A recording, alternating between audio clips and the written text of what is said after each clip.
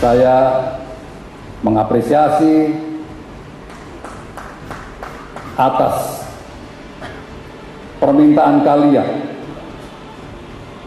Kalian telah meminta saya untuk menjadi Ketua Umum Demokrat. Untuk itu saya sungguh mengapresiasi dan terima kasih. Dan itu saya terima.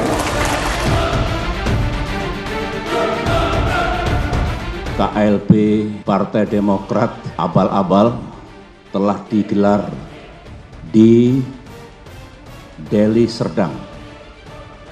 Memang banyak yang tercengang,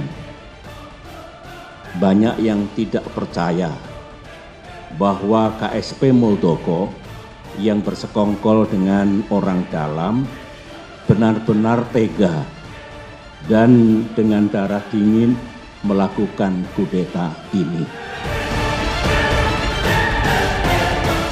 Telah kita ketahui bersama bahwa baru saja hari ini dilakukan kongres luar biasa secara ilegal, secara inkonstitusional, mengatasnamakan partai.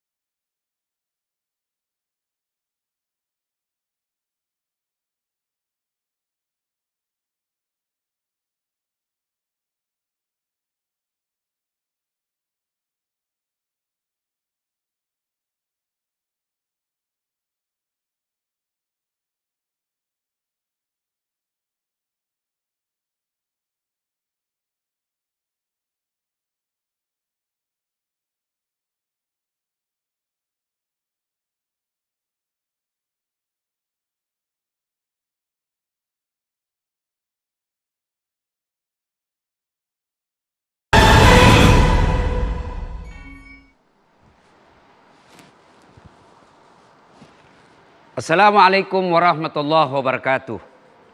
Alhamdulillahi rabbil alamin.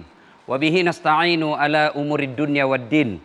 Asyhadu an la ilaha illallah wa asyhadu anna Muhammadan abduhu wa rasuluh. Allahumma salli ala Sayyidina Muhammad wa ala alihi wa sahbihi ajma'in. Amma ba'd. Ibu bapak, saudara-saudara sekalian, pemirsa TV One dimanapun Anda berada. Alhamdulillah, dengan izin Allah kita disajikan sebuah berita yang akhir-akhir ini menjadi polemik, tapi bukan menjadi masalah buat kita. Masalah buat kita adalah bagaimana mengatasi polemik ini. Agama, kita yakini sebagai tidak gama kacau, agama tidak kacau. Berarti dalam polemik seperti ini, agama harus hadir. Maka TV One menghadirkan acara seperti ini, juga menghadirkan agama sebagai konsep menghadapi masalah seperti ini. Saudaraku yang saya hormati, agama Islam sangat menjunjung tinggi penyelesaian berupa musyawarah. Mari kita simak pengertian musyawarah. Makna musyawarah sesungguhnya secara etimologi adalah mengeluarkan madu dari sarangnya. Subhanallah, madu dari sarangnya. Kenapa tidak diartikan memeras santan dari kelapa? Ternyata kata musyawarah ini mengambil madu dari sarangnya. Satu, maknanya sarang laba-laba itu, ya, madu itu dihasilkan oleh lebah. Masalul mu'minina kamasalin nakhal. Perumpamaan orang Islam itu seperti tawon, kata Nabi. Apa sifat tawon? Satu, tawon itu di mana saja yang dia makan pasti yang baik-baik. Berarti kalau berpolitik, kalau memegang kekuasaan, maka yang pertama harus dipegang yang dia makan yang baik-baik. Yang kedua, tawon itu yang dia keluarkan yang baik-baik. Apa yang dia keluarkan tawon? Madu. Artinya jadi politisi tutur katamu harus yang baik. Jadi pejabat tutur katamu harus jadi teladan. Dan yang ketiga, tawon itu di mana dia hinggap tidak ada ranting dan dahan yang jatuh. Artinya pantang menjadi biang kerok. Dia akan menjadi rahmatan lil alamin. Dan yang keempat, tawon itu jangan kau coba-coba ganggu. Kalau kau ganggu, Dia kejar kau, biar masuk kau di sungai, dia tunggui kau di atas. Artinya apa?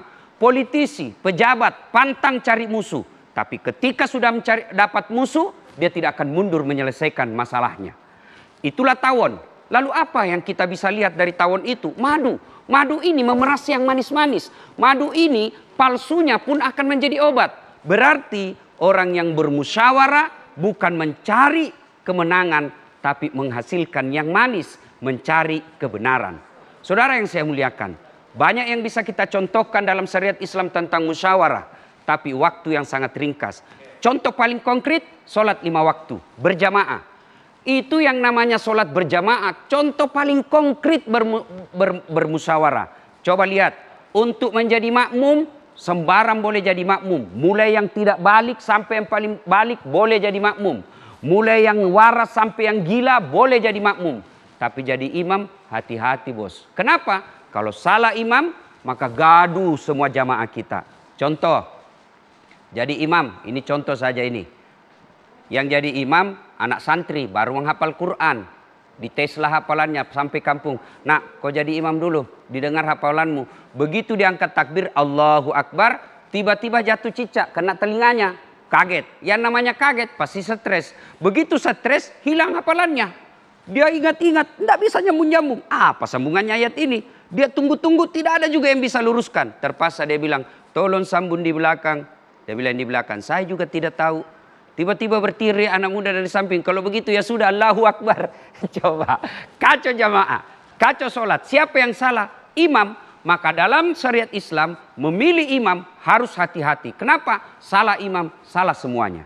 Saudaraku, coba lihat pelajaran demokrasi dalam berjamaah. Orang datang, pejabat, rakyat biasa, masuk masjid, buka sandalmu bos. Tidak mentang-mentang kau jenderal, boleh kau pakai sepatu masuk masjid. Oh, dibully habis kau. Ya. Kemudian duduk, tidak mentang-mentang dia bupati, dia singkirkan yang pegawai honor di belakang kau pegawai. Enggak. Ini menunjukkan demokrasi yang luar biasa. Kemudian lagi, ketika imam salah, begitu salah imam, sebagai manusia biasa pasti ada salahnya. Begitu salah imam, tidak langsung ditarik, salah kau dongok. Tidak. Tapi apa? Siapa yang dipuji? Allah. Begitu imam mestinya ruku, tapi dia tahiyat, maka diingatkan. Apa diingatkan? Tidak dikatakan Pak Imam salah. Tapi apa dikatakan makmum? Subhanallah, Maha Suci Allah. Saudaraku yang saya hormati, agama jadikan sebagai pedoman. Dan kita sudah diikat oleh negara kita yang disebut Pancasila. Dan sila pertama yang menjadi ikatan buat kita seluruh bangsa Indonesia adalah ketuhanan yang Maha Esa. Anda berpartai, Anda berdagang, Anda politisi, Anda penguasa, Anda pengusaha, kalau tidak memegang ketuhanan yang Maha Esa, maka tidak mungkin negara kita bisa dikelola dengan baik. Inilah tujuannya hadir acara ini, agar kita berdebat, tapi bukan debat kusir, tapi melahirkan manis yang bisa menjadi pedoman buat kita semua. Terima kasih. Terima kasih banyak Ustadz Dasat Latif. Proses demokrasi boleh sangat butuh yang namanya musyawarah. Karena demokrasi cerminan rakyat dan juga pemimpin. Bang Ali Mukhtar, Bang Fahri Hamzah, Bang Johnson, Bang Joni, sehat Bapak-Bapak? Alhamdulillah. Kami tetap mematuhi protokol kesehatan, pemirsa. Bahkan studio ini sudah kita sterilkan. Terima kasih banyak sudah tayang di episode perdana. Episode perdana catatan demokrasi. Tepuk tangan yang boleh, Bapak-Bapak sekalian. Malam hari ini kami bukan hanya menghadirkan para narasumber yang ada di studio, tapi juga ada salah satu tokoh bangsa yang kita libatkan untuk berbincang. Kita sapa terlebih dahulu, akan ada rekan saya Maria Assegaf yang akan berdialog lebih dalam bersama dengan sosok yang satu ini. Maria. Iya, Andro, betul. Saat ini saya sudah berada di kediaman yang Anda sebut tadi. Salah satu tokoh bangsa yang kita cintai, tak lain dan juga tak bukan adalah Bapak Muhammad Yusuf Kalla.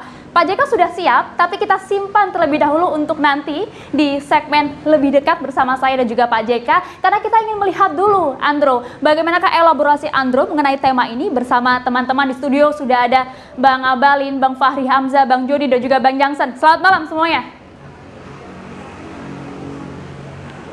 Kita tunggu Maria, karena narasumber yang ada di studio nanti bisa juga langsung berinteraksi dengan Pak JK.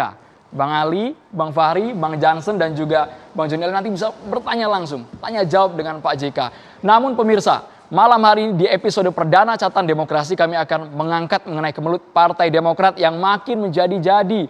Bukan hanya selesai di KLB Demokrat Sibolangit yang memilih ketua umum versi KLB, yakni Kepala Kantor Staf Kepresidenan Muldoko. Tapi kali ini sudah aksi saling lapor kedua belah pihak. Yang satu juga mengklaim tak tanggung-tanggung ini dari pihak AHY langsung menunjuk yang namanya mantan komisioner KPK Bambang Wijoyanto mengkomandoi 10 orang lebih menjadi kuasa hukum untuk melaporkan 10 panitia penyelenggara yang mengadakan KLB. Salah satu panitianya juga sudah kita hadirkan di sini, Bang Joni Allen. Nanti kita akan ulas lebih dalam bersama dengan sejumlah narasumber. Sesaat lagi, tetaplah di Catatan Demokrasi, tayang perdana.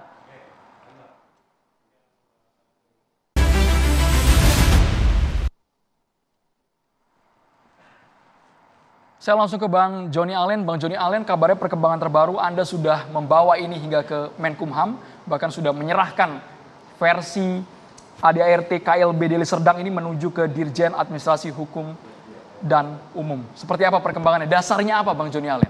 Ya, saya tertarik tadi dengan ungkapan Pak Ustadz tausiahnya soal madu yang dibuat oleh semua lebah.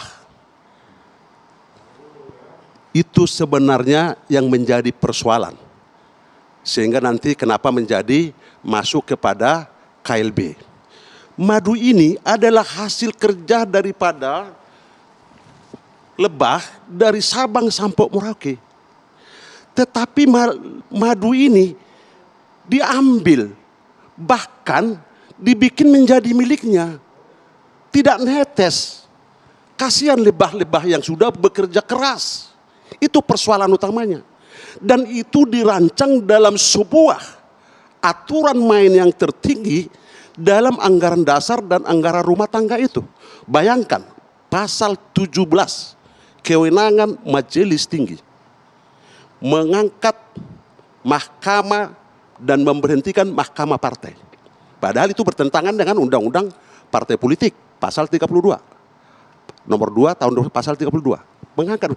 Dan mahkamah partai bukan final, tapi rekomendasi kepada ketua umum.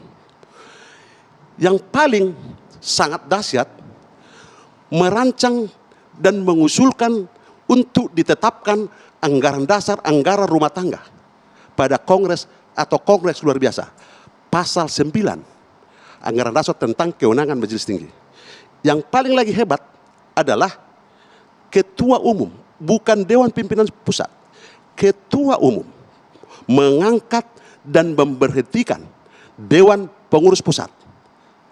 Pasal 17 ayat 2 dan seterusnya.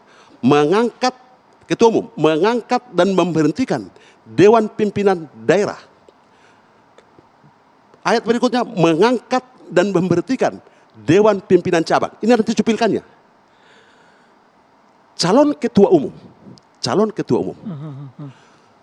pada kongres atau kongres luar biasa, pasal 17 ayat 6F, harus persetujuan ketua umum. Artinya apa? Semua ayat dan pasal ini, baik di anggaran dasar, anggaran rumah tangga, menabrak Undang-Undang Dasar 45 dalam proses berdemokrasi, menabrak Undang-Undang Partai Politik nomor 2 tahun 2008 yang juga diperbaharui ditambah dengan nomor 2 tahun 2011. Jadi menurut Anda posisi saat ini ada ART dengan Ketua Majelis Tinggi SBY, Ketua Umum AHY bertentangan dengan undang-undang? Betul. Madu itu hanya dikuasai dua, yaitu Ketua Majelis Tinggi dan Ketua Umum. Bayangkan, Ketua Majelis Tinggi otomatis Ketua Umum periode 2015-2020 otomatis menjadi Ketua Majelis Tinggi. Padahal itu udah demisioner. Otomatis itu ayatnya di situ. Oleh karena itulah mereka mempraktekkan itu kepada seluruh kader-kader Partai Demokrat dari Sabang sampai Merauke, khususnya kepada hasil-hasil keringat yang membentuk madu tadi. Ya, contoh, adanya peraturan organisasi, dan itu saya sampaikan pada Bapak SBY yang terhormat di Cikias. iuran anggota praksi tingkat 2, iuran anggota praksi provinsi ditarik ke DPP. Terus pilkada yang tadinya itu kewenangan daerah ditarik ke DPP. Saudara saya, adik saya, Tindaun membeli kantor Cengkelengan. Artinya apa?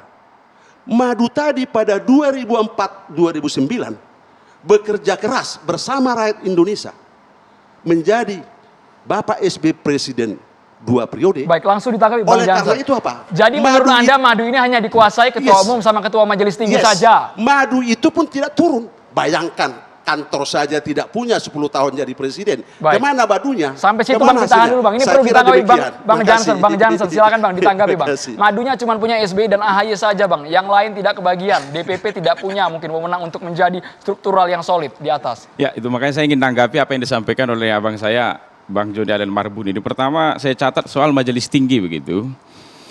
Lembaga majelis tinggi atau organ partai yang bernama majelis tinggi ini bukan baru sejak Kongres 2020 kemarin ada, tetapi sudah sejak Kongres Bandung 2010 itu. Dan Bang Jam ini malah 2 periode itu. Jadi anggota majelis tinggi. Akhirnya menjadi lucu begitu. Dia mengkritik soal kewenangan majelis tinggi, sedangkan beliau sendiri ini 2 periode jadi anggota majelis tinggi begitu dia. Itu dulu yang pertama. Tunggu dulu Bang, jangan potong dulu. Kenapa nggak ada aku potong tadi? Ya. Yang kedua soal ungkapan Bang Joni Allen yang menyatakan anggaran dasar, anggaran rumah tangga Partai Demokrat ini bertentangan dengan undang-undang begitu. Jadi begini, anggaran dasar yang sekarang sedang berlaku, ya sebagaimana kemudian disampaikan oleh Pak Mahfud MD begitu, itu adalah anggaran dasar Partai Demokrat hasil Kongres 2020. Yang disahkan itu menggunakan surat keputusan MHH, MHH itu kepanjangannya Menteri Hukum dan HAM 09 tanggal 18 Mei 2020, itu dia. Jadi ada asas, itu makanya saya sering mengatakan, termasuk dalam satu video saya kemarin, saya katakan, teman-teman KLB ini ngerti apa tidak sih hukum administrasi begitu. Ini kan soal hukum yang kita bahas ini. Jadi ada asas yang namanya itu, presumption iustiae causa. Itu. Keputusan Katun, keputusan tata usaha negara harus dianggap benar. Sepanjang belum ada vonis pengadilan yang mengatakan sebaliknya. Jadi kalau teman-teman kemudian mengatakan itu bertentangan dengan undang-undang partai politik begitu. Teman-teman sudah gugat apa tidak? Kan begitu. Jangan kemudian teman-teman mengambil peran sebagai hakim administrasi. Itu. Yang kedua, saya ingin menyampaikan begini. Ada di pasal 55 PTUN kita, undang-undang PTUN.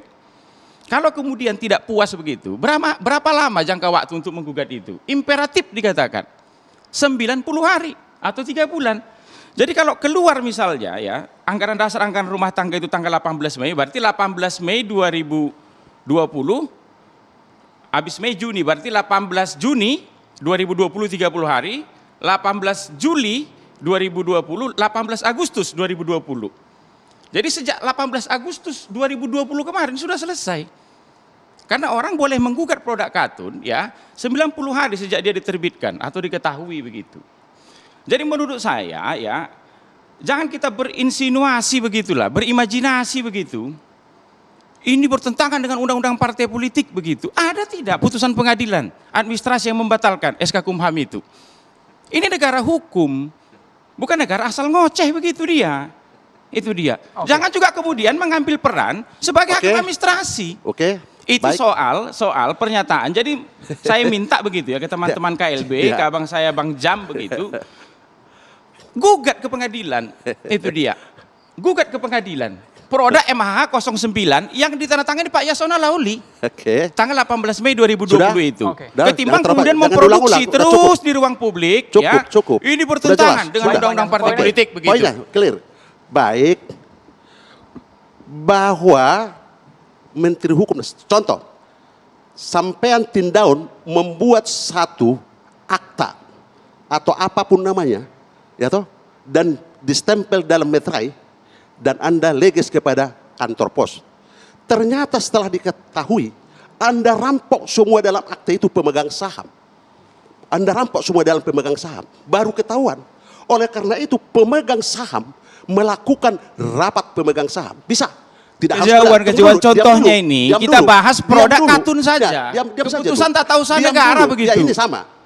Kejauhan. Loh, Ini ada produk MHH 009 dari tetapi yang- Yasona Lauli. Itu dia. Tadi Anda saya tidak potong. Sudah gugat belum? Anda sudah tidak saya potong. Diam dulu, Anda Baik, kan orang Bang hukum. Joni dijawab apakah sudah digugat belum itu, Bang? Begini, bahwa di dalam katakanlah Undang-Undang Partai Politik nomor 2 tahun 2008 pasal 15 bahwa kedaulatan itu adanya di anggota berdasarkan anggaran dasar rumah tangga.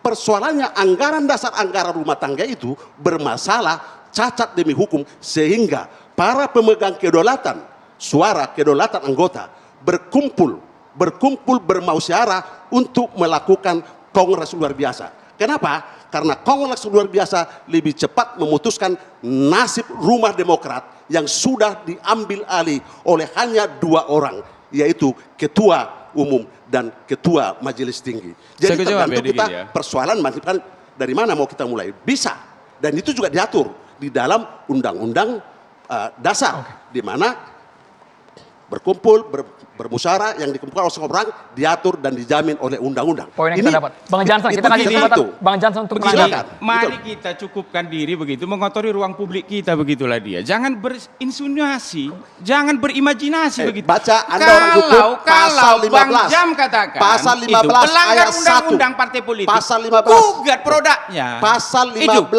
Itu. Ini Undang-Undang Partai Politik nomor 2.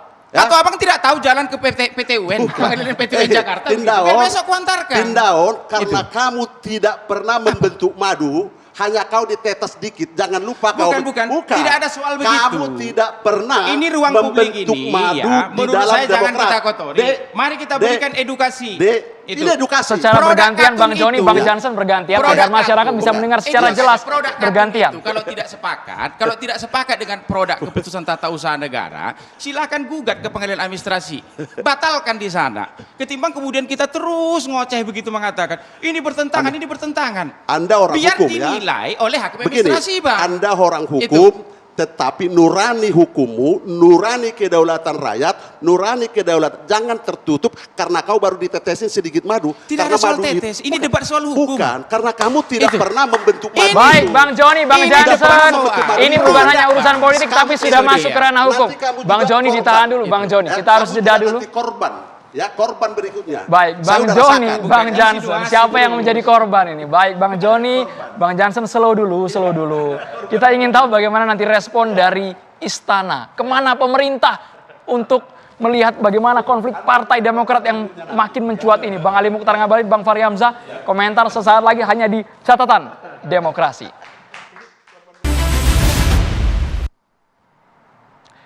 Nanti akan kami kasih kesempatan kepada Bang Ali Mukhtar dan juga Bang Fahri Hamzah. Namun berbicara soal demokrasi jelas tak lepas dari sosok yang satu ini, mantan wakil Presiden RI yang kontribusinya sudah luar biasa untuk dunia politik dan juga bangsa ini. Kita langsung bergabung bersama dengan rekan saya, Maria Asegaf, yang akan memandu dialog bersama dengan Yusuf Kala.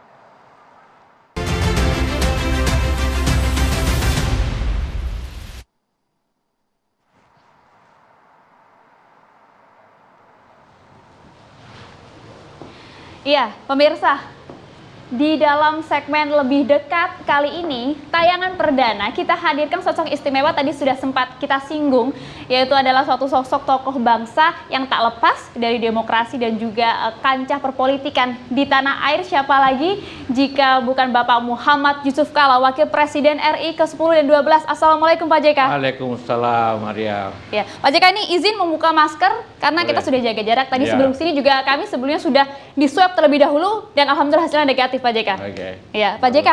Kalau kita bicara mengenai hal ini sebelumnya tentu kami akan menanyakan dulu. Pak JK sehat? Alhamdulillah. Alhamdulillah sehat. Pak JK sehat, saya sehat, kita semua sehat. Namun nampaknya rasa-rasanya demokrasi kita ini sedang lagi panas, Pak. Kurang sehat.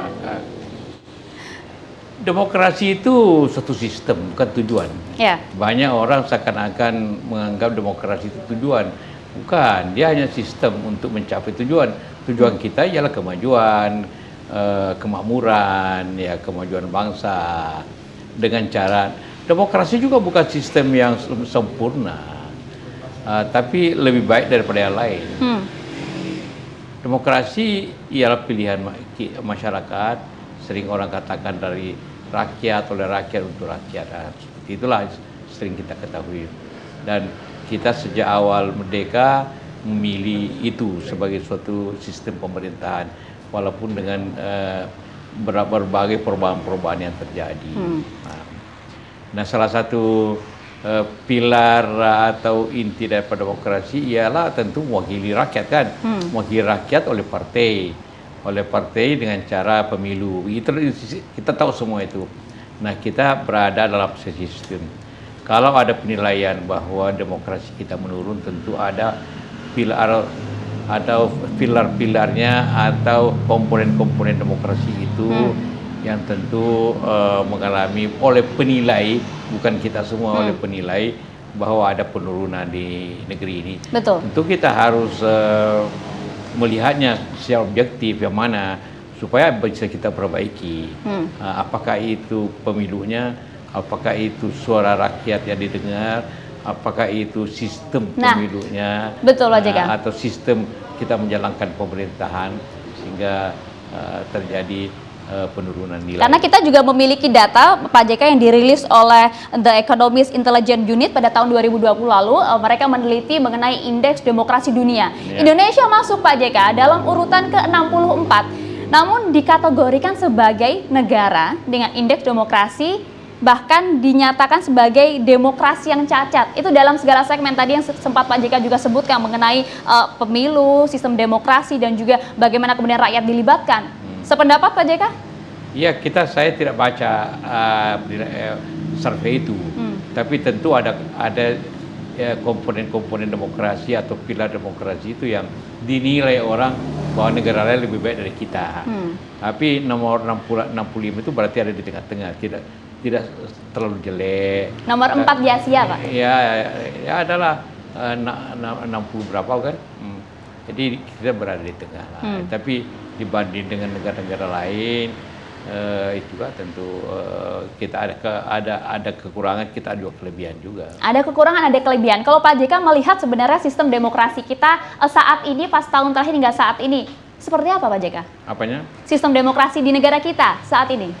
Sistem demokrasi kan mempengaruhi sistem pemerintah. Betul. Ya, kalau awal kemerdekaan kita memakai sistem parlementer, banyak partai. Sejak Wakil Presiden Pak Bung Hatta mengumumkan dengan maklumat MX, berdirilah begitu banyak partai.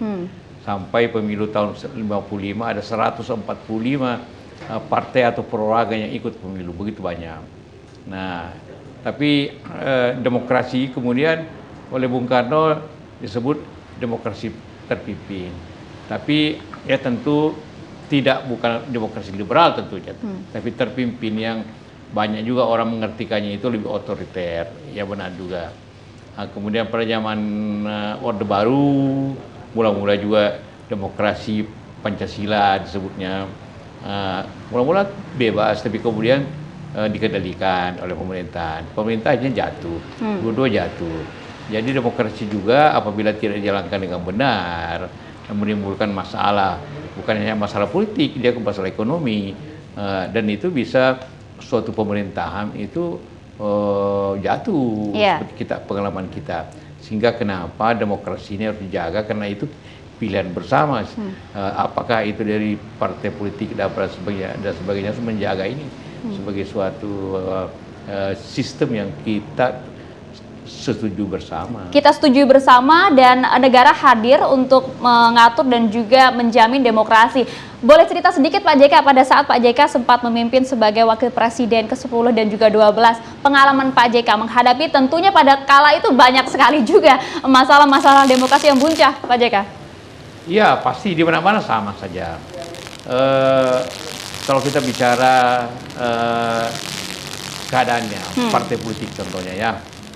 Karena kalau kita ingin berdemokrasi, maka pilar demokrasi sebagai partai sebagai pilar demokrasi harusnya demokrasi, harus menjalankan demokrasi internal mereka.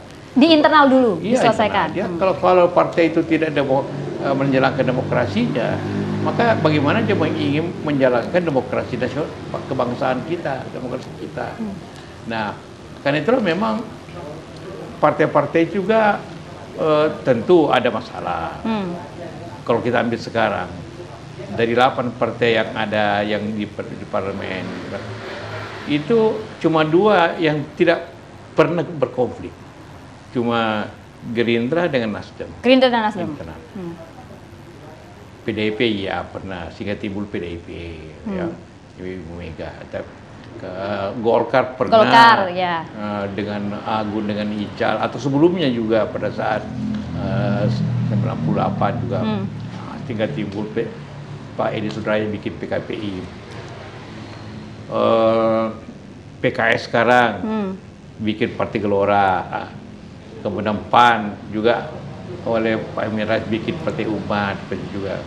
P3 pernah pecah, PKB pecah tergustur dengan jadi masalah demokrasi internal partai itu memang harus dijaga supaya kita dapat menjadikan demokrasi itu sendiri. Kalau tadi juga disebut Pak JK, sebenarnya banyak juga contoh permasalahan demokrasi, salah satunya dalam sebuah tubuh partai politik tidak hanya perpecahan tapi juga dualisme. Pak JK melihatnya seperti apa masalah dualisme partai misalnya hingga saat ini masih terus terjadi? Apakah ini juga sebuah kehancuran demokrasi, Pak JK?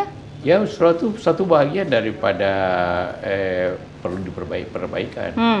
Nah, memang kalau terjadi suatu partai-partai itu mengalami masalah, konflik internal ataupun eksternal, maka ada beberapa pilihan.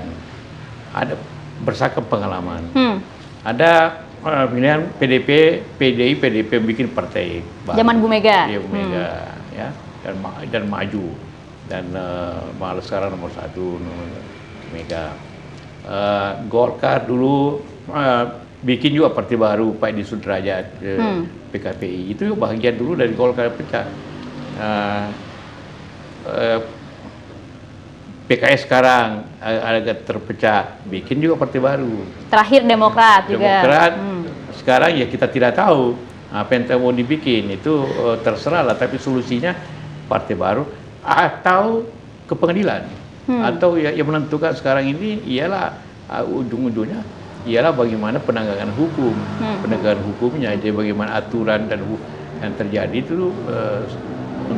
Jadi nanti menentukan justru pemerintah yang menangani itu untuk aturan sesuai aturannya itu bagaimana. Nah ini Pak JK, karena kita lihat saat ini yang kita tunggu sebenarnya bola panasnya sedang berada di pemerintahan. Sebenarnya pada situasi seperti ini pemerintah harus bersikap seperti apa? Posisinya di mana begitu Pak JK? Ya, pemerintah netral dan menjalankan betul-betul aturan undang-undang yang ada, undang-undang kepartaian dan sebagainya, dan juga tentu sesuai dengan anggaran dasar partai itu sendiri. Itu pengalaman yang ada. Terakhir bisa kompromi atau terjadi suatu kedamaian seperti yang terjadi antara Golkar dulu, antara Agung dengan Ical, terus sekarang ini di P3 mulai baik antara Jan Farid dengan ini. Jadi bisa berbagai cara bisa diselesaikan, dan supaya bangsa ini, kalau seperti saya katakan, kita ingin menjalankan sistem demokrasi.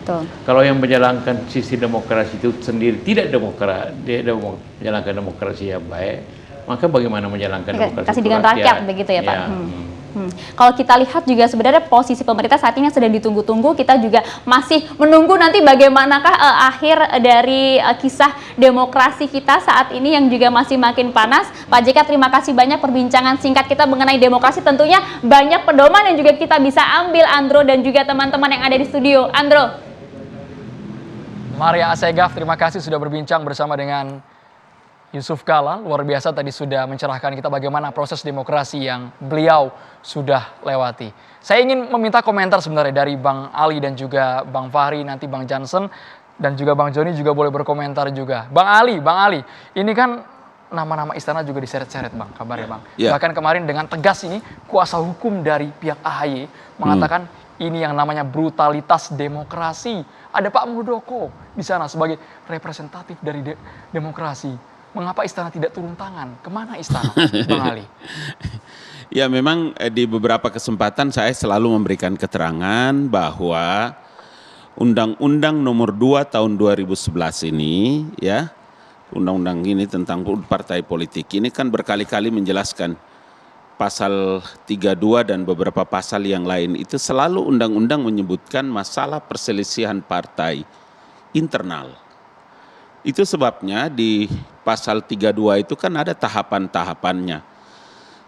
Karena kita punya asas negara itu adalah Pancasila, maka seluruh rangkaian perselisihan dalam regulasi negara itu, Undang-Undang Republik Indonesia selalu menjelaskan. Dalam Undang-Undang Partai Politik ini kan dijelaskan tentang 3 tahapan. Kalau pasal 1 itu dijelaskan bahwa memang diarahkan untuk penyelesaiannya secara musyawarah. Wasyawirhum fil amri fa idza azamta fatawakkal 'ala Allah. Saya melengkapi tadi Ustadz Das'ad. Dan yang kedua itu memang penyelesaiannya bisa dalam pengadilan, diselesaikan secara pengadilan dan di luar pengadilan. Nanti pada ayat ketiga itu baru diatur pada 3 tahap. Tahap yang pertama itu adalah rekonsiliasi, kemudian mediasi. Di mediasi bisa. Tapi kalau yang sekarang sepertinya pemerintah memberikan angin segar. Tunggu. Yang ketiga itu adalah arbitrasi partai politik dengan merujuk kepada ketentuan anggaran dasar, anggaran rumah tangga. Nah, dalam posisi inilah maka sebagai, kan kita bukan punya pengalaman, kita bukan baru punya pengalaman dalam urusan partai. Tadi dijelaskan oleh Pak Yusuf Kalla banyak sekali partai ya. Jadi kita punya secara internal, kita punya masalah dalam partai politik itu bukan baru pertama kali. Dan jangan lupa, Kementerian Hukum dan HAM itu sudah punya pengalaman, seabrek-abrek pengalaman dan bisa diselesaikan dengan baik. Yang sekarang rekonsiliasi internal tidak ketemu. Bahkan masih, jadi kan ada tahapannya itu. Bahkan soal ADART aja tampaknya ya sudah jauh sekali, bertolak belakang antara versi tadi DPP Demokrat dan juga versi KLB tadi. Iya, itu yang tadi saya bilang bahwa ada tahapan-tahapan undang-undang. Umpama tadi antara Bang Jansen sama Bang Johnny Allen, Bang Jam ini. Jam itu Johnny Allen Marbun. Itu harus diperjelas gitu. Itu sudah tahu semua ya, itu singkatannya itu. Jadi maksud saya tahapan-tahapannya itu ada. Kan nanti sampai juga di Kementerian Hukum dan HAM dari pihak Bang Jansen, Bang Johnny juga datang ke pemerintah, kemudian Kementerian Hukum dan HAM. Nanti didengar karena semua diatur dalam ketentuan undang-undang itu. Jadi dalam posisi inilah maka kenapa kita harus mengatakan tidak bisa urusan internal ini kemudian ujuk-ujuk pemerintah harus masuk. Dan ini bukan baru pertama kali, semua presiden, tapi termasuk Presiden posisinya SBY Bang pada Ali, waktu itu. ini pemerintah bukan mengakomodir KLB di Sibolangit. Apakah pemerintah mengakomodir KLB di Sibolangit sampai sekarang sudah jauh sekali tahapnya? Bukan hanya berat di KLB, tapi juga sudah ke Menkumham, sudah ke salah Hukum, satu ke PN. agenda penting yang disebutkan dengan masalah brutalisme itu, yang disebut oleh Pak Bambang itu adalah adanya intervensi dan arogansi kekuasaan. Itu yang saya bilang, Panglima Tentara Nasional Indonesia, Republik Indonesia yang namanya Pak Muldoko, periodenya itu, mustahil dia tidak bisa menggerakkan tentara atau dia dalam kapasitas sebagai kepala KSP, mustahil dia tidak bisa menggerakkan Kapolres dan lain-lain. Semua bisa dia lakukan, tapi itu dia tidak bisa lakukan. Kenapa? Karena langkah-langkah dan keputusan yang diambil ini adalah langkah-langkah pribadi. Makanya saya dari awal kan memberikan apresiasi bahwa yang dilakukan KLB ini adalah bapak-bapak dan teman-teman dari Demokrat, yang datang juga adalah orang Demokrat. Kenapa kantor staf presiden dan kenapa pemerintah dan Jokowi yang jadi masalah? Ini kan sesuatu yang harus kita klarifikasi supaya publik itu tidak boleh, istilahnya tadi, ruang publik tidak boleh dikotori. Bang Jansen tadi bilang, dikotori oleh apa? Oleh orang yang tidak mengerti. Kalau dia tidak mengerti memberikan alasan dan penjelasan, maka dia tidak saja sesat, tapi menyesatkan orang banyak atas penjelasan. Jadi posisinya kalau ada pihak yang mengatakan Muldoko layak menjadi ketum Demokrat versi KLB, ya sah-sah saja karena urusan pribadi iya, beliau. ini negara demokrasi kan. Meskipun tidak bisa dilepaskan dengan Undang-undang kepala memberikan KSP. jaminan terhadap setiap orang boleh berpendapat, bersikap. Undang-undang dasar ada, Undang-undang nomor 9 tahun 1998 ada. Semua orang punya hak untuk mengatakan itu. Apa yang salah dengan urusan politik kemudian orang berpendapat? Baik, sebelum ke Bang Joni, kita ke Bang Fahri, politisi senior. Bang Fahri ini sudah menyeret nama Muldoko, Bang. Orang yang diindikasikan sangat dekat dengan lingkar istana. Bang Fahri Hamzah, komentarnya. Pertama begini, saya kan ikut mempromosikan catatan demokrasi ini ya. Terima kasih, Bang. Semuanya ikut ini, Bang. Bung Andro ini sebagai Karni Ilyas muda lah, mudah-mudahan Wah. bisa menjadi Karni Ilyas senior kita Bang, jauh itu Bang, senior kita itu suhu kita itu Bang. menjadi wartawan yang dedicated ya. Dan yang kedua, saya ini merasa kurang berkompeten untuk menjadi bagian dalam konflik ini. Karena itu saya lebih tertarik kepada catatan demokrasinya. Tadi sudah disampaikan oleh Ustaz Dasaat, kemudian Pak JK juga tadi dengan bagus mengatakan itu. Jadi kalau saya itu lebih cenderung kepada memberikan langit-langit kepada negara tentang bagaimana kita bersikap dalam situasi seperti sekarang. Kita ini lagi ada banyak kesulitan, ada COVID, ada krisis ekonomi, ada macam-macam masalah. Tentu kita perlu mengambil sikap yang paling baik tentunya ya. Termasuk juga di dalam mengelola konflik dalam negara, sebab konflik dalam negara demokrasi itu satu yang rutin, ya, satu yang difasilitasi. Kalau dulu di peradaban prademokrasi itu namanya perang, ya sekarang namanya pemilu. Kalau dulu di masa prademokrasi itu namanya legion-legion, ya pasukan-pasukan, sekarang namanya partai politik gitu. Cuman di dalam demokrasi itu tentu azas-azasnya itu ada ekstrim ya, dua. Yang pertama itu ada sisi kasar dari demokrasi itu, yaitu pemilu. Pemilu ini kasar, ya dirty dia, ada money politik dan sebagainya. Tapi demokrasi itu ada nilainya, sesuatu yang tinggi, etik, adab, ya itu tinggi sekali gitu. Itulah yang menyebabkan demokrasi ini rumit karena dia punya sisi yang kotor gitu, yang terlalu transaksional, praktikal gitu. Tapi dia dikawal oleh nilai-nilai, oleh adab ya, azas-azas yang tinggi gitu. Nah itulah sebabnya kita ini sekarang sedang mengupayakan agar level dari demokrasi kita itu tinggi. Kan tadi Maria Segaf mewawancara Pak JK itu kan salah satu pertanyaannya tentang turunnya nilai demokrasi Indonesia di mata internasional. Saya kira ini yang menjadi concern saya. Saya juga senang dengan hadirnya catatan demokrasi itu supaya kita jangan merosot. Kultur demokrasi kita tuh harus naik terus-menerus dari hari ke hari gitu. Ini yang mesti kita jaga bersama-sama. Dan saya kira partai politik itu salah satu salah satu jantung dari peradaban demokrasi kita. Itulah sebabnya tadi saya setuju dengan demokrasi internal, tapi juga demokrasi dalam pengertian adab dan etika pemerintah dalam menghadapi konflik gitu.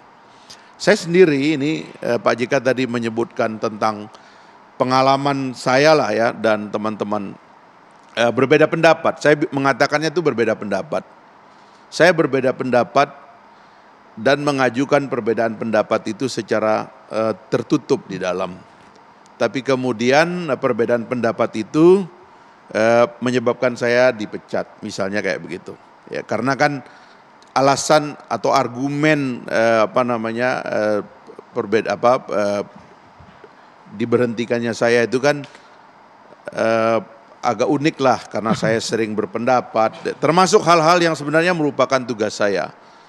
Tapi waktu itu saya terus terang punya dua pilihan. Apakah saya memilih untuk melakukan dalam tanda petik ya, approach-nya kan tadi dua itu ya. Peristiwa politik atau peristiwa hukum. Nah, saya mengambil jalan untuk mengambil sikap untuk mengambil jalan hukum.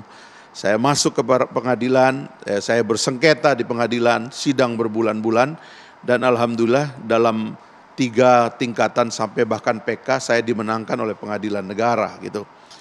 Tapi karena saya sudah menang dan dinyatakan oleh pengadilan menang, ya saya dengan teman-teman kemudian menginisiatifkan untuk mengorganisir ya legion-legion baru dalam demokrasi kita berupa partai politik. Dan itu yang kita lakukan sekarang dan kami mempersiapkan pertarungan di 2024 nanti. Kita akan menawarkan ide-ide baru yang segar termasuk tentang cara kita berpolitik. Jadi kalau sudah masuk meja hijau, Bang Fahri sudah legowo soalnya. Ya sudah, artinya memang ini jalan yang kita anggap dewasa. Karena menurut saya ini dalam pembacaan saya terhadap sejarah memang kudeta itu melahirkan kudeta. Jadi tidak ada henti-hentinya, karena itu kami mengambil jalan kami sendiri. Nah sekarang ini saya kira ini yang mesti kita kawal bersama-sama ya. Pada saat ada situasi seperti ini, kedewasaan kita yang harus kita tinggikan. Tapi posisinya ya. Bang Fahri, ketika sudah ada konflik yang begitu mencuat dan panas ini, apakah harusnya pemerintah langsung mengambil tindakan? Jangan membiarkan menerima laporan seperti itu dari KLB versi Memang Sibolangit. ada banyak. Sesaat lagi Ya. Bang Fahri, slow dulu Bang Fahri. Catatan demokrasi akan segera kembali sesaat lagi. Bang Joni juga segera ingin komentar seperti ini ya. Tetaplah bersama kami. Saya langsung menyambung ke Bang Fahri. Kalau tadi Bang Fahri mengambil langkah meja hijau untuk menyelesaikan konflik ketika dulu berada di PKS. Tapi kalau sekarang Bang, melihat sudah begitu panas konflik yang ada di Partai Demokrat, menurut Anda pemerintah harus seperti apa? Apakah pembiaran atau harus bertindak cepat? Iya, saya ini kan dimensinya menjadi complicated, terutama karena Pak Ali tadi berusaha membela bahwa Pak Muldoko itu mengambil langkah pribadi. Tapi ya kalau pribadi kan di dalam istana itu susah juga ya, sedikit banyak dia akan menyeret begitu sesuatu yang berbau istana. Memang harusnya kalau saya memang Pak Muldoko mengundurkan diri terlebih dahulu, baru beliau melakukan itu, karena ini adalah jantung dari istana kita yang setiap hari itu harus mengirim sinyal yang baik ya kepada masyarakat kita tentang kerukunan, tentang perdamaian, dan bagaimana kita secara dengan adab yang tinggi menghadapi krisis kita ini. Kan fungsi penjuru bicaraan yang sekarang ini dilakoni oleh Bang Ali sebenarnya tidak harus dilakukan, karena beliau harusnya kan bicara tentang krisis ini, ya kan, kedisiplinan, social distancing dan sebagainya gitu. Tapi karena peristiwa ini terpaksa beliau ikut mengomentari sesuatu yang sebenarnya tidak perlu menjadi urusan istana gitu. Ini adalah konflik warga negara yang dibiarkanlah melalui jalur yang ada. Ada jalur hukum, ada jalur politik. Saya sendiri waktu itu mengambil jalur hukum karena saya anggap itu jauh lebih pasti dan lebih tenang lah, kira-kira begitu. Meskipun ada yang mendorong saya mengambil jalan politik, saya tidak mau gitu. Karena menurut saya, ya kita lihat saja, demokrasi adalah pasar ide.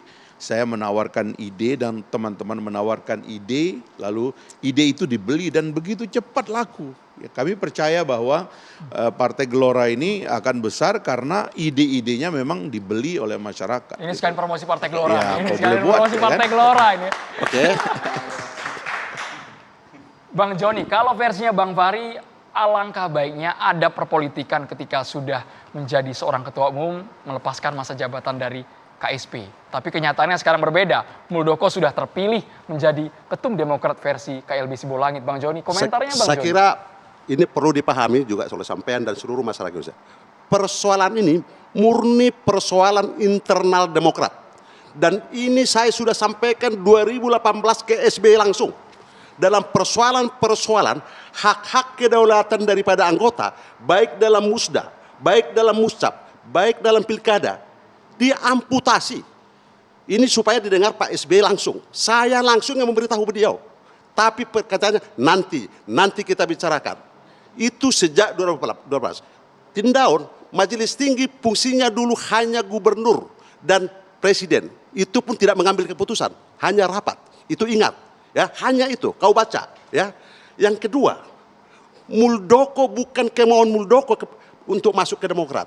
Karena adanya krisis kepemimpinan oleh AHY yang baru lahir 2017 yang kalah dengan gubernur, itu pun menggunakan keringat dari Sabang sampai Merauke mendatangkan ke Jakarta untuk membantu AHY, tetapi tidak difasilitasi. Maksud kami seperti ini, kenapa Muldoko? Anda yakin kapasitasnya bisa mampu Karena mengalahkan kapasitasnya SBY? dia adalah seorang mantan panglima yang punya kredibilitas yang baik, punya penghargaan terhadap anak buah.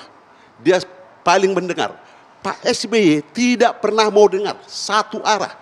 Ingat, mohon maaf yang saya hormati Pak SBY, 2018, musda katakanlah Pekanbaru, musda Sibolga, semua saya sampaikan sebelum tidak pernah ditanggapi. Oleh karena itu terjadilah krisis moralisasi dalam demokrasi di dalam tubuh Demokrat berkumpul. Dan itu saya sampaikan kepada SBY tanggal 16 Februari di Cikeas. Ini catatan penting. Ya, jangan tindaun mengomentari ini biar Pak SBY mengomentarin atau HY. Karena apa? Jangan mengomentari sesuatu yang tidak ikut dalam pertemuan itu. Dan saya bertanggung jawab untuk itu. Ini clear, ya, clear, ini murni. Bahkan disitulah kita melakukan musyawarah. Bahkan organisasi sayap mengajak untuk melakukan musyawarah, termasuk tindaun waktu itu. Silakan kita bermuasarah di KLB, tunjukkanlah kesetiaan itu. Betul enggak? Catatan kesetiaan, berarti Anda menang. Atas krisis demokrasi yang ada di tubuh Demokrat. Saya kira penting itu, menjadi catatan penting. Makasih. Karena Bang Joni 3 menit, aku juga 3 menit ini. Pertama soal krisis kepemimpinan. Krisis apa? Itu. Kalau betul ada krisis kepemimpinan, sederhana ngukurnya. Ketika kemarin di Sibolangit itu lakukan KLB, ya, syaratnya kan minimum aja itu, setengah DPC harus hadir, 2/3 DPD harus hadir.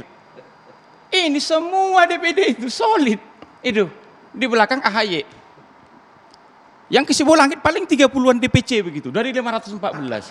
Jadi pertanyaan krisis kepemimpinan apa? Tunggu dulu. Ya, bukan. Anda yang udah pecat aja sudah 200 DPC. Sudah 200 yang dipecat DPC. Susah. 200 DPC. Karena ini orang tua. Kesempatan menjawab Bang. Orang tua aku ini Bang Joni ini tidak tidak enak apa? Bang Jansen dulu. Bantah dia. Itu apa namanya debat terbuka di depan TV nasional begini. Jadi tidak ada krisis kepemimpinan. Itu dia. Jadi itu makanya aku bilang Bang Joni ini terlalu banyak berimajinasi. Terlalu banyak berimajinasi. Itu yang pertama. Bang Joni kita habiskan dulu Bang Jansen. Tadi sudah gilirannya Bang Joni. Tunggu dulu. Kesempatan Bang Jansen. 200 DPC per tanggal 4. Tidak ada itu 200 DPC. Data dari mana Bang? Itu makanya aku lanjutkan dulu. Nanti kita buktikan. Iya. Yang kedua aku ingin nyampaikan begini. Yang krisis itu sebenarnya teman-teman KLB ini. Masa kemudian mereka datang dengan narasi yang kami pakai itu ada RT tahun 2005 begitu. Kan begitu. Undang-undang partai politik kita ini teman-teman di seluruh Indonesia, pakar-pakar tata negara, administrasi negara, coba cek omongan saya ini, sudah 3 kali berubah. Yang pertama itu 31 tahun 2002, kemudian yang kedua itu nomor 2 tahun 2008, yang ketiga nomor 2 tahun 2011. Mereka pakai yang 2005. Kalau 2005 ini tadi ditarik ke 2011, mereka yang bertentangan dengan undang-undang. Contoh, sejak 2011, soal perselisihan internal partai politik itu diselesaikan melalui mekanisme Mahkamah Partai. Itu. Jadi yang disampaikan oleh Bang Ali tadi itu soal apa namanya itu rekonsiliasi, arbitrasi, mediasi itu 2008. Artinya apa? Di seluruh anggaran dasar, anggaran rumah tangga partai politik yang ada di Indonesia, termasuk Gelora sekalipun yang baru ya, harus ada yang namanya Mahkamah Partai atau nama sejenis. Itu di atas 2011. Kalau pakai 2005 begitu, jelas bertentangan itu. Itu yang pertama. Tunggu dulu. Tidak, kita memakai sudah 3 menit. Kita kasih berikan sebentar, 1 menit lagi. 1 menit.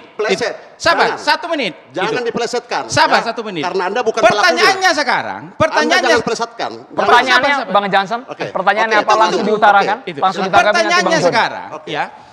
Dengan analogi ya, mereka pakai 2005, bisa tidak kita kalau menemukan misalnya kesalahan kepada presiden yang sedang menjabat sekarang, menurunkan dia pakai undang-undang dasar 1945 yang asli, yang hanya menggunakan sidang umum di MPR. Nggak bisa.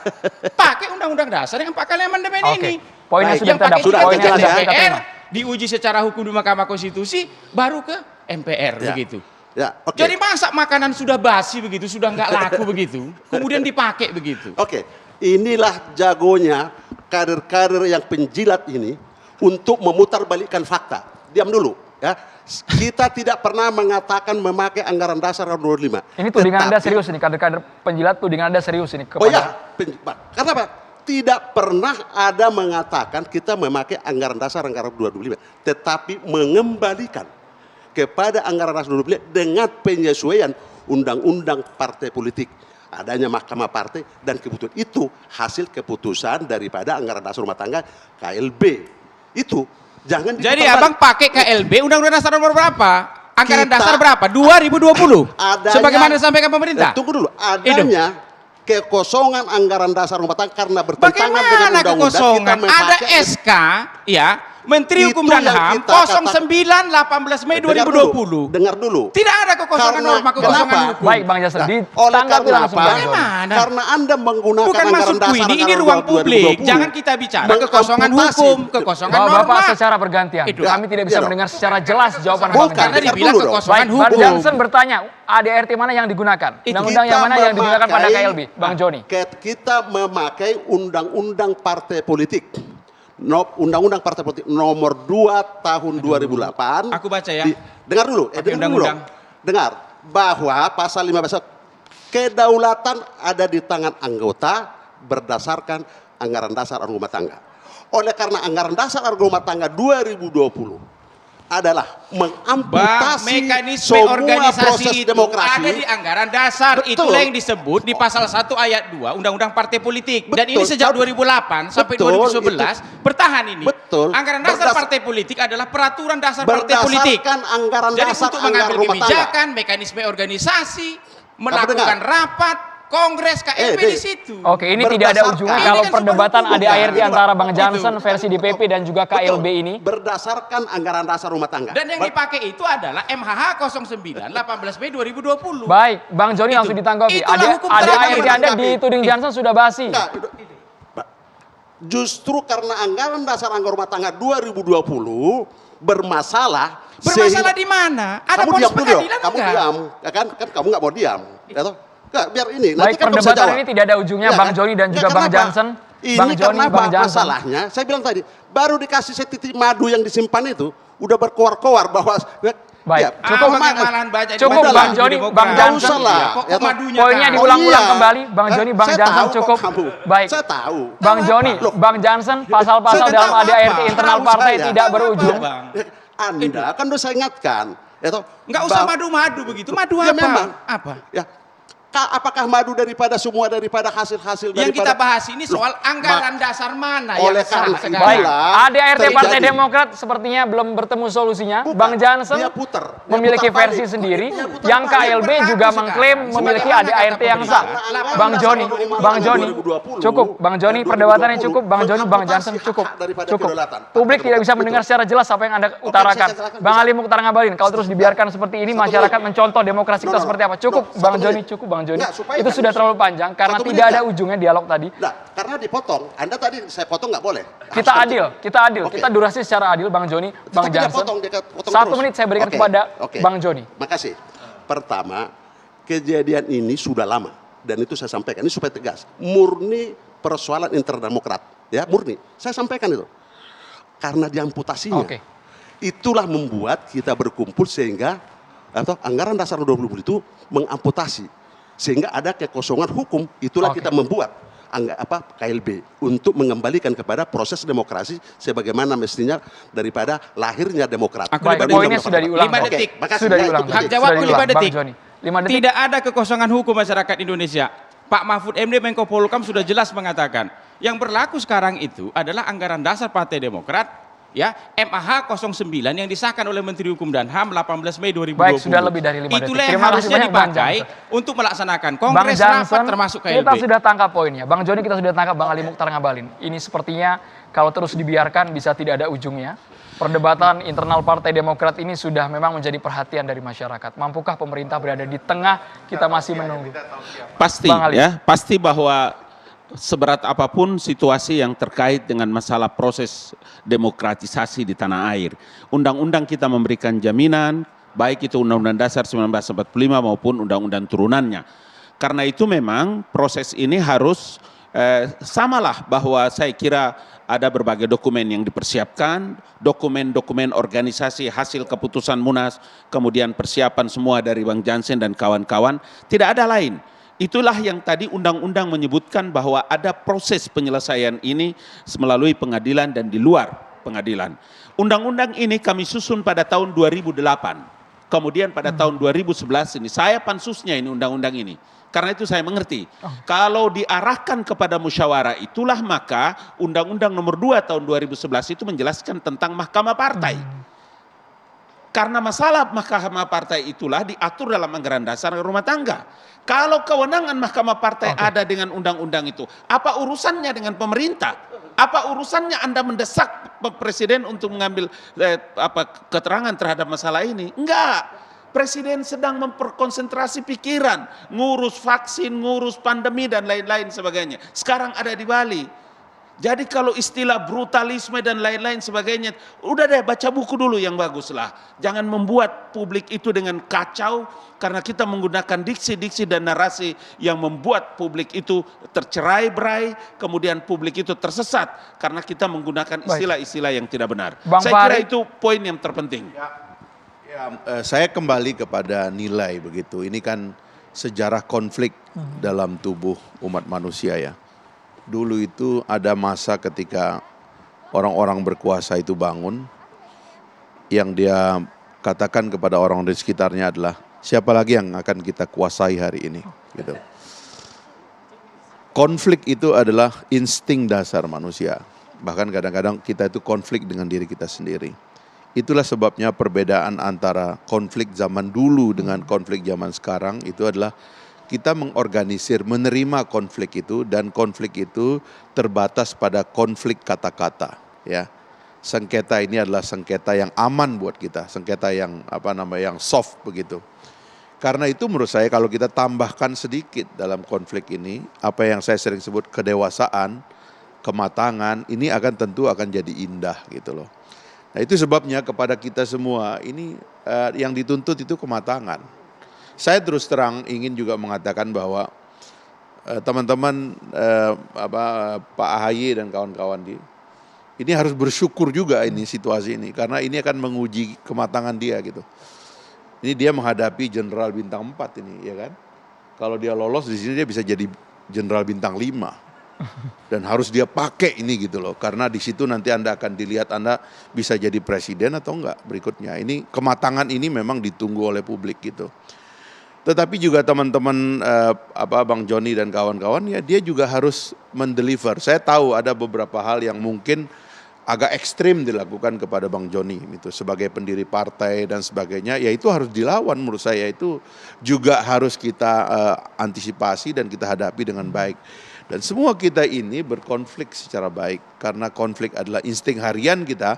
Mari kita organisir konflik kita secara baik, secara beradab gitu loh. Nah ini saya kira tantangan dari demokrasi Indonesia. Kalau kelas kita ini mau naik terus menerus ya kita harus betul-betul bisa melewatinya dengan baik. Apalagi tadi Pak Ali mengatakan kita ini lagi banyak masalah. Dugaan saya ya, Pak Jokowi tidak minat dengan konflik ini. Dia nggak mau terlibat dalam konflik ini gitu. Cuman kita ini kan boleh buat, terpaksa harus menyeret presiden, karena ini diantara kultur kita. Dalam kultur kita itu kita selalu ingin memanggil yang paling besar untuk hadir di tengah-tengah kita. Kita ini negara bapakisme, kita ini masih feodal kadang-kadang, sehingga apapun yang terjadi dengan kita panggil bapak besarnya gitu loh. Kita nggak mau selesaikan sendiri. Nah kalau menurut saya ini kita bisa selesaikan sendiri. Saya percaya teman-teman ini semua kita ini dalam keadaan teruji begitu, diuji begitu, dan kita akan lolos. Saya kira itu. Ini tawaran dari Partai Gelora. Kita kasih satu segmen lagi, Bang Joni, Bang Johnson, dan juga Bang Fahri, Bang Ali untuk memberikan closing statement di tayangan perdana Catatan Demokrasi. Sesaat lagi kami akan segera kembali. Tetaplah bersama kami. Prakara Partai Demokrat, siapa yang menang? Kita sekarang menunggu keputusan dari pemerintah. Saya akan memberikan kesempatan untuk closing statement para narasumber di Catatan Demokrasi. Bang Ali, silakan Bang Ali dengan durasi hanya 1 menit. Kita ingin mendengar pernyataan dari Anda, Bang Ali. Yang pertama saya menyampaikan apresiasi dan terima kasih kepada TV One karena ada ruang Catatan Demokrasi untuk edisi perdana. Itu artinya bahwa ada ruang di mana kita mengelaborasi masalah-masalah yang menjadi perbincangan di publik. Termasuk materi yang pertama ini adalah berbincang tentang, judulnya itu luar biasa, seremnya, prahara Partai Demokrat. Tapi is okay, saya berdoa agar Catatan Demokrasi ini akan berjalan kuat dan mantap. Yang kedua yang saya ingin mengatakan bahwa saya selalu hadir di setiap perbincangan ketika orang menyeret-nyeret KSP, orang menyeret-nyeret presiden, dan orang menyeret-nyeret pemerintah. Saya akan hadir untuk bisa melakukan klarifikasi, karena tentu saja saya bertanggung jawab sebagai tugas di KSP dalam rangka melakukan diseminasi informasi agar masyarakat tidak boleh tertipu dengan berbagai diksi dan narasi yang bisa menyesatkan publik dan masyarakat Indonesia. Dan sebagai benteng di Bina Graha dan kantor KSP, saya akan ada di barisan terdepan untuk dan atas nama Bang Ali. pemerintah. Bang Fahri. Ya, karena ini acara kita pertama, saya mengucapkan selamat dan ada beberapa usulan nanti saya akan usulkan. Di antaranya kalau bisa waktunya ditambah dan jumlah pesertanya ditambah. Jangan terlalu konfliknya kelihatan terlalu terbuka, ya kurang asik begitu. Yang kedua tentu apa yang dialami oleh teman-teman Partai Demokrat, itu adalah hari-hari kita, ya. Artinya ini adalah konflik yang harus bisa dilalui dengan baik. Saya percaya bahwa pada akhirnya kita akan punya kedewasaan untuk itu. Tapi saran saya kepada pemerintah adalah sebaiknya mengurangi inisiatif politik dalam konflik seperti ini. Sebaiknya kita mengutamakan inisiatif hukum agar dibiasakan bahwa konflik warga negara itu melalui jalur peradilan. Karena itu akan sangat lebih sehat bagi demokrasi kita dan supaya juga pemerintah jangan terlalu sering diseret dan diserang seolah-olah menjadi bagian dari konflik. Saya kira itu usul saya. Terima kasih Bang Fahri. Bang Joni. Baik, saya terima kasih soal catatan demokrasi yang pertama kali. Yang pertama, demokrasi tidak akan pernah ada di Partai Demokrat. Karena apa? Karena harus meminta persetujuan Ketua Majelis Tinggi dan Ketua Umum AHY. Di dalam anggaran dasar yang mereka katakan itu adalah tahun 2020. Oleh karena itu, Kongres luar biasa adalah mengembalikan proses demokrasi di tubuh Partai Demokrat. Oleh karena itu, kader Partai Demokrat, mari KLB adalah solusi untuk kita berdemokrasi dan sekaligus menunjukkan kepada masyarakat bahwa Partai Demokrat adalah partai yang demokratis untuk memperjuangkan hak-hak rakyat. Hak-hak kita aja gak kita perjuangkan, apalagi hak-hak rakyat. Terima kasih. Jadi catatan demokrasi. Sahabat-sahabatku semua, kader Partai Demokrat di seluruh Indonesia, pertama saya ingin menyampaikan tidak benar apa yang disampaikan Pak Jam atau teman-teman KLB, ada kekosongan hukum begitu. Itu sama saja kemudian tidak menghargai Menteri Hukum dan HAM Pak Yasona begitu. Karena produknya itu ada MHH 0918B 2020. Anggaran dasar inilah yang menjadi pegangan kita, menjadi pegangan seluruh kader Partai Demokrat, termasuk kemarin pemerintah mengatakan inilah akan kami jadikan batu uji untuk mengukur KLB Sibolangit itu sah apa tidak. Dan saya mengatakan karena syarat 50% DPC tidak terpenuhi, 2/3 DPD tidak terpenuhi begitu. Jadi teman-teman tetap solid, tidak ada dualisme Partai Demokrat. Yang ada hanya satu lisme, yaitu Partai Demokrat yang dipimpin oleh Mas AHY. Yang kedua saya ingin meminta kepada pemerintah begitu, sebagaimana kita belajar di Fakultas Hukum, hukum itu harus determinan terhadap politik. Segala macam bentuk kegiatan hukum, ya, harus tunduk, segala macam bentuk tindakan politik harus tunduk pada hukum begitu dia. Karena hanya hukum inilah yang bisa meneduhkan dan menjaga demokrasi kita ini. Jadi kami berterima kasih kepada pemerintah yang telah menyampaikan, khususnya Pak Yasona, kami akan profesional begitu menangani persoalan Partai Demokrat ini. Yang terakhir, ya, tetap semangat. Hidup SBY, hidup AHY, hidup Partai Demokrat. Terima kasih banyak Bang Johnson, Bang Joni, Bang Fahri, dan juga Bang Ali. Boleh tepuk tangannya Bapak hadirin sekalian. Di meja boleh panas catatan demokrasi sebagai wadah untuk menyampaikan aspirasi, tapi kami mohon kepada bapak-bapak yang ada di sini, di luar studio ini, tetap kita bergandengan tangan. Bang Ali, boleh gunakan masker kembali sebagai bentuk mematuhi protokol kesehatan. Saya juga akan mengundang partner saya yang tadi sempat mewawancarai Pak Yusuf Kala, Maria Segaf, bisa bergabung di studio. Silakan berdiri, boleh Bang Ali, Bang Fahri, Bang Johnson, dan juga Bang Joni di tayangan perdana catatan demokrasi sudah berkenan hadir malam hari ini. Selamat malam semuanya, seru sekali, panas juga ternyata bro. Panas sekali, sangat panas Maria kalau melihat ini. Saya harus menggunakan masker terlebih dahulu ini, kalau melihat bapak-bapak menggunakan masker kita harus mencontohkan protokol kesehatan kepada masyarakat ya. Betul. Sekali lagi terima kasih banyak Bang Fahri, Bang Johnson. Semoga gambaran dari demokrasi bangsa ini kita boleh sambil bergandengan, boleh tetap jaga jarak tapi. Jaga jarak. Tosnya dari jarak jauh saja Bang. Jarak jauh. Bang, terima kasih Bang. Terima kasih Kami banyak mencatat semuanya. realitas yang seharusnya adalah partai politik sebagai representasi masyarakat dan jembatan keterwakilan warga negara pada posisi kursi kekuasaan baik legislatif maupun eksekutif. Saya Andromeda Mercury. Saya Maria Segaf pamit. Terima kasih. Sampai jumpa di catatan demokrasi selanjutnya. Bang.